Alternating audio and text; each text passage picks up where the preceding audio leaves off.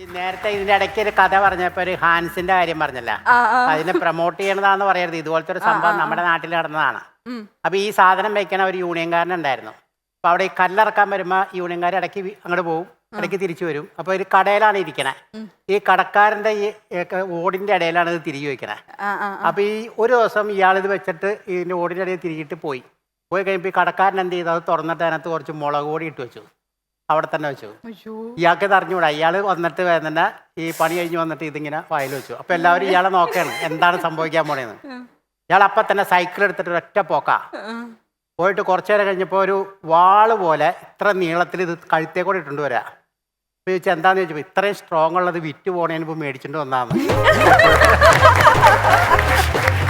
എൻ്റെ സഹപാഠികള് കുറച്ച് പേര് കോയമ്പത്തൂര് പഠിക്കാൻ പോയി. അപ്പോൾ ഞങ്ങളൊക്കെ ആർട്സ് കോളേജ് റെഗുലറായിട്ട് പോയി. 3-4 പേര് മാത്രം അന്ന് കോയമ്പത്തൂർ ഈ ഹോട്ടൽ മാനേജ്മെന്റ് അങ്ങനെ ഇങ്ങനെയുള്ള കോഴ്സൊക്കെ പഠിക്കാൻ പോയി. അവരവിടെ ഒരു വീടെടുത്ത് താമസിക്കുന്നിടത്ത് ഞങ്ങൾ ഇതുപോലെ വാടകയ്ക്ക് താമസിക്കാൻ പോകുമ്പോൾ അവരുടെ കൂട്ടത്തിൽ സുഹൃത്തായിട്ട് ഞാനും എൻ്റെ ഒരു കൂട്ടുകാരനും കൂടെ പോയപ്പോൾ അന്ന് നല്ല ഹാൻസ് വെപ്പുകാരാണ്. നിങ്ങൾ ഈ രോമാഞ്ചത്തിൽ കാണുന്നുണ്ടല്ലോ, അതുപോലെ ഒരുത്തരുണ്ട് സ്ഥിര ഹാൻസ് ഒളിപ്പിച്ച് എല്ലായിടത്തും കുളിമുറിയിൽ ഒരെണ്ണം കാണും, അവിടെ ഒരെണ്ണം കാണും, ഇങ്ങനെ ഇതിങ്ങനെ തിരുമ്മി ചുണ്ടിൽ വെച്ചിരിക്കുന്നതാണ്. അപ്പോൾ എൻ്റെ കൂട്ടരൻ സുജിത്ത് എന്ന് പറയുന്നത് കുരുമുളക് നല്ലോണം പൊടിച്ചിട്ട് ഇവൻ്റെ ഹാൻസിനകത്ത് നിറച്ച് മിക്സ് ചെയ്ത് വെച്ചു. അപ്പം ഇത് വെച്ച കാര്യം ഞങ്ങൾ മുറിയിലിരിക്കുന്ന 4 പേർക്കും അറിയാം, ഇവൻ അറിയത്തില്ല. ഇവൻ വന്ന് അതെടുത്ത് എല്ലാവരുടെയും മുന്നിൽ ഇങ്ങനെ തിരുമ്മിട്ട് എല്ലാവരും TV കണ്ടോണ്ടിരിക്കുക ഹോളിൽ. ഇവനത് ചുണ്ടിനകത്ത് വെച്ചിട്ട് പിന്നെ എരിയാൻ തുടങ്ങിയപ്പോൾ ഇവൻ്റെ എക്സ്പ്രഷൻ മാറി.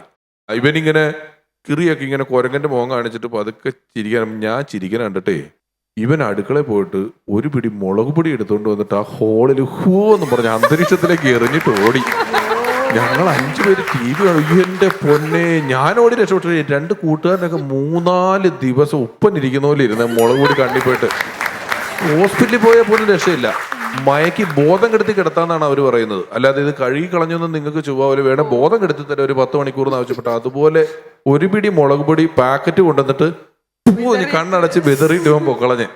സിജോ എന്നാണ് അവന്റെ പേര്. എവിടെയെങ്കിലും കേൾക്കുന്നുണ്ടെങ്കിൽ സിജോ നീ ചെയ്തത്